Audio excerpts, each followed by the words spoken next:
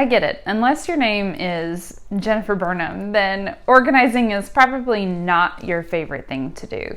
But there is this common trap that I see a lot of women fall into. So I'll give you an example. They'll call and they'll say, "Hey Jennifer, this is Sarah. I'm really excited about getting organized. When can you come over and just organize my space for me and with me?"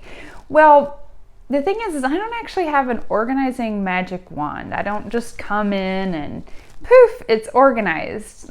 For example, if we're talking about a closet, if there are too many clothes and too many shoes and too many purses and too many scarves and too many everything else, it doesn't really matter what I'm going to do in terms of organizing. If there's too much stuff, then it's just not going to fit. And so we think, oh, well, it's the organization is the answer. Well, the answer is getting rid of things. And that's always the first step. But when it comes to organizing, we think there's like this handbook, and some people have the tips and the tricks and some don't. It's kind of like losing weight. Going through the process of losing weight isn't really fun. We just want it gone. It's really similar with organizing. We want to just rush through the process because it's not that much fun, and we want to hurry up and get it done, and we want to know the right way to do it. And while I don't have a handbook that's going to say how to organize your house the best way possible, and I know it and you don't, there are some simple steps to organizing.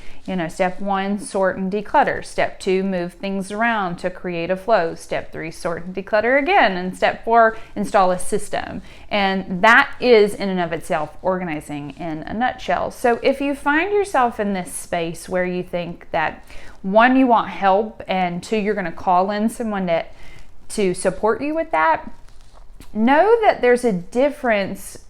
Well, there's going to be a difference in what you experience and a difference in the outcome if you're wanting someone to do it for you versus you being involved in the process. And you being involved in the process is basically you making the decisions.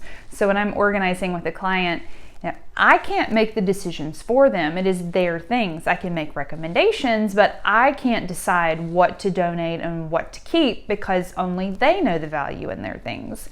So if you're looking for the magic wand or the secret handbook, it doesn't exist, and you actually have all the answers, you have all the resources, but just commit to doing that work. And if you don't want to do it yourself, then commit to doing it with someone like a coach.